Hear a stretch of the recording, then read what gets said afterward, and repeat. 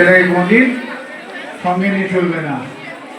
তো আমি বলতে চাই, তোমরা সবাই ভালো থাকো, সুস্থ থাকো, মা বাবার কথা শুনে চলো। শিক্ষক শিক্ষিকা তোমাদের সঙ্গে আছে, স্কুলে শিক্ষা জ্ঞান মানে দিচ্ছে, সেই জ্ঞানটাকে অর্জন করো। কোনো অসুবিধা হলে টিচারদের বলো। কোনো বাইরের মেয়ে বা বাইরের ছেলে যদি লাগে, বাইরের মেয়ে তোমাদের স্কুল ড্রেস পরে ঘুরছে বা এই খারাপ পথ অবলম্বন করছে, এদিক থেকে যাওয়ার জন্য জানতে পারো, তুমি আমাদের বলবো, আমরা তাকে নিয়ে যাবো। সেটা ম্যাডামও বলেছেন।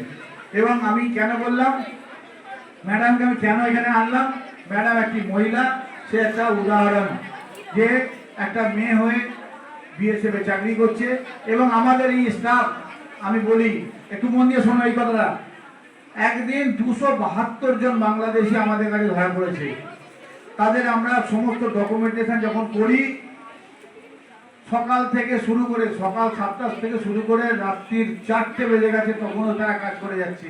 শুধু তারা লাঞ্চ আর ডিনারটুকু সময়, আমি বলি তারা তোমার লাঞ্চ আর ডিনারটুকু সময় করে নাও, এবং একটুখানি মাঝখানে টাইম নিয়ে পরিবারের সাথেও কথা বলা দরকার।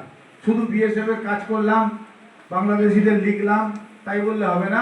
ঘরে পরিবার আছে, ঘরে ওনার হাজবেন্ড আছে, ওনার বাচ্চা আছে, ওনার শ্বশুর শাশুড়ি আছে, ওনার